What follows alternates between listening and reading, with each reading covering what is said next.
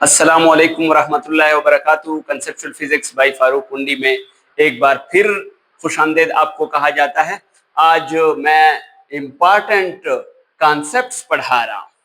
आज का लेक्चर इंतहाई ही अहम है क्योंकि इसमें मैं वो डिटेल कंसेप्ट्स आपको डिलीवर करने जा रहा हूँ जो डिस्टेंस और डिस्प्लेसमेंट के दरमियान होते हैं। अक्सर बुक्स, अक्सर स्टूडेंट्स, अक्सर टीचर इनको SLO पॉइंट्स भी कहते हैं, जो कि 9th के एग्जाम के लिहाज से इंतहाई ही अहम है। तो हम इम्पॉर्टेंट कंसेप्ट्स पढ़ने जा रहे हैं जो किसके बारे में है, आपके पास डिस्टेंस और डिस्प्लेसमेंट के बारे में। ये लेक्चर आपके लिए 9th के लिहाज से भी अहम है और फर्स्ट ईयर के लिहाज से भी अहम है क्योंकि ये दोनों टॉपिक्स वहां पे कंबाइन में वहां पे पड़े हुए हैं। तो distance can never be zero if the body is moved.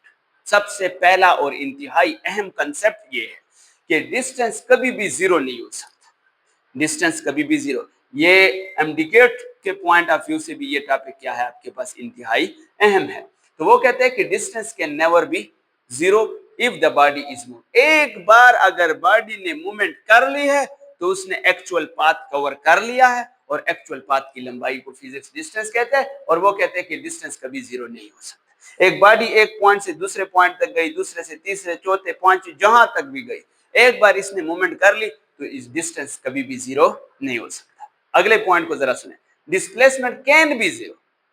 हाँ जी, डिस्प्लेसमेंट जीरो हो सकता है और वजह भी उसने बताई है कि और कब हो सकता है, इफ एंड ओनली इफ, सिर्फ उस वक्त हो सकता है if the path is closed.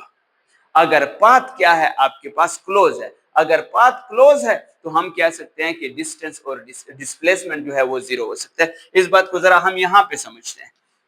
हम कहते हैं कि हमारे पास एक बॉडी है, हम कहते हैं कि हमारे पास एक बॉडी है, वो पॉइंट ए से रवाना हुई और कहां पे जाके रुकी, पॉइंट बी पे जाके रुकी, पॉइंट बी पे जाके रुकी।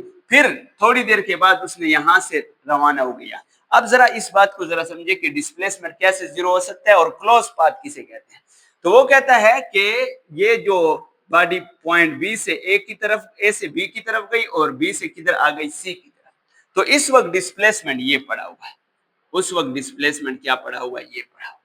ये बी की बजाय सी की बजाय दोबारा किसकी तरफ आ गई, डी की तरफ। अब ये डिस्टेंस पड़ा हुआ है, ये क्या पड़ा हुआ है आपके पास, डिस्टेंस। लेकिन डिस्प्लेसमेंट ये पड़ा हुआ है,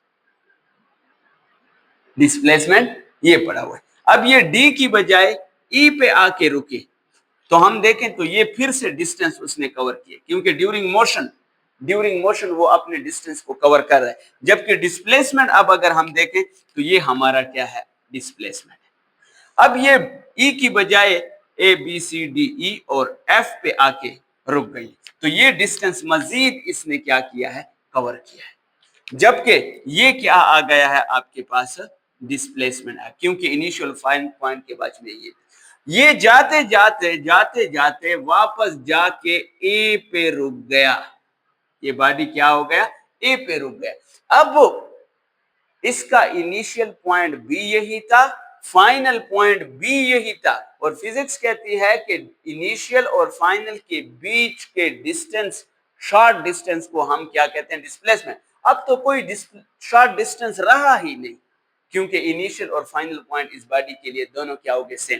तो हम कहते हैं कि सर पाथ क्लोज हो गया, और जब पाथ क्लोज हो जाए तो क्लोज पाथ में डिस्प्लेसमेंट हमेशा क्या होता है, जीरो होता है। जरूरी नहीं है, अक्सर लोग ये कहते हैं कि डिस्प्लेसमेंट सर्कुलर पाथ में सिर्फ जीरो होता है। नहीं, सिर्फ सर्कुलर पाथ में जीरो नहीं होता, हर क्लोज पाथ में डिस्प्लेसमेंट आपका क्या होता है, जीरो होता है। सर्कुलर पाथ का भी यही कंसेप्ट है कि बॉडी यहां से शुरू हो के क्या हो गई है, दोबारा वहां पे, तो इसका इनिशियल पॉइंट भी वही है, फाइनल पॉइंट भी वही है, तो पाथ क्या हो गया, क्लोज हो गया। क्लोज पाथ में डिस्प्लेसमेंट हमेशा क्या होता है, zero.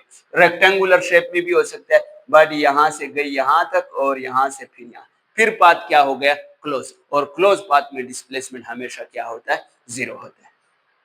Magnitude of distance always increases as long as the body moves. इंतहाई अहम कंसेप्ट है आपके पास। वो कहता है कि डिस्टेंस हमेशा क्या होता जाएगा, मैग्नीट्यूड के लिहाज से इंक्रीज होता जाएगा जब तक बॉडी हरकत करेगी। अब ये बॉडी ए से शुरू हुई थी, बी पे गई, बी से सी, सी से डी, डी से ई, ई से एफ, जब तक ये मोशन कर रही है, ये रेड डॉट्स देखे, ये लेंथ के लिहाज से इंक्रीज हो रहे हैं। और जब लेंथ के लिहाज से इंक्रीज हो रहे हैं तो हम कहते हैं कि डिस्टेंस जो है जब तक बॉडी मूव करते रहेगा इसका मैग्नीट्यूड बढ़ता जाएगा और बढ़ता जाएगा, जबकि इसके बरक्स displacement of a body can be decreases if it return to its initial. और वो कहता है कि अगर एक बॉडी ए से बी की तरफ गई है, बी से सी, सी से डी, डी से ई, तो ये अब रिटर्न कर रही है, वापस जा रही है, किसकी तरफ जा रही है? Initial point.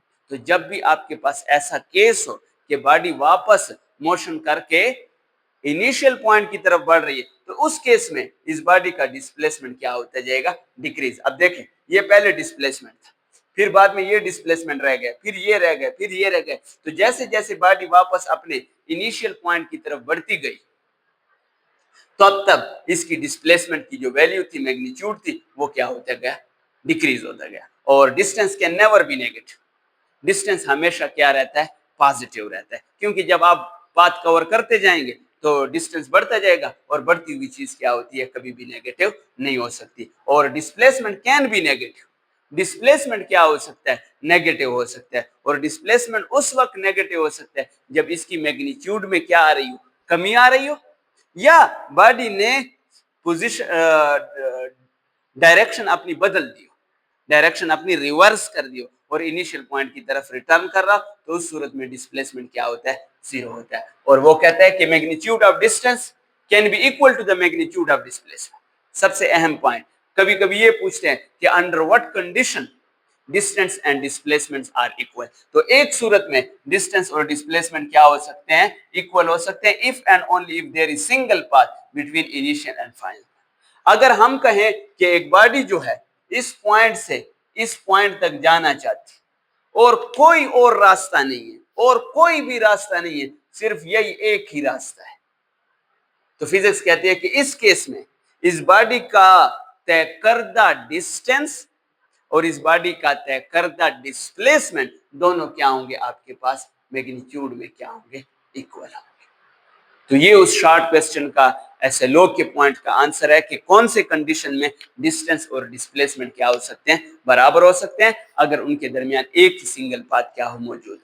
और ratio of distance to displacement is always equal to और ग्रेटर देन 1।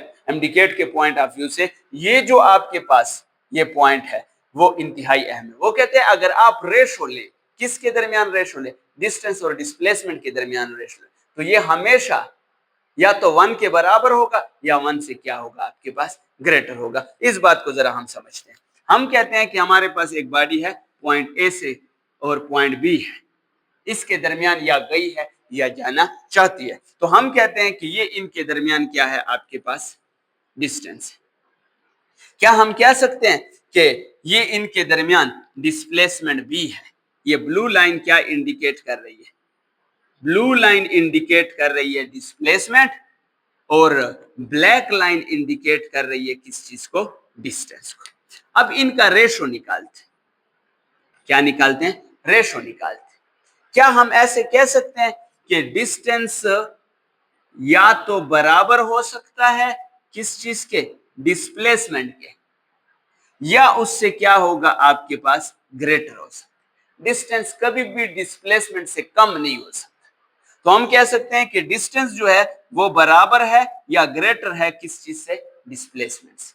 क्या मैं इसको यूं लिख सकता हूं कि डिस्टेंस इज ग्रेटर देन और इक्वल टू डिस्प्लेसमेंट ज़रब 1, क्योंकि 1 जब इस किसी भी टर्म के साथ मल्टीप्लाई होता है तो वही टर्म ही आता है। अब इसको मैं इधर डिवाइड कर देता हूं, ये बन जाता है डिस्टेंस बटा डिस्प्लेसमेंट। इसको कहते हैं ratio of distance to displacement. ये हमेशा क्या होगा? या बराबर होगा या ग्रेटर देन होगा किस चीज से? 1 से। तो ये एक इंपॉर्टेंट पॉइंट है कि डिस्टेंस और डिस्प्लेसमेंट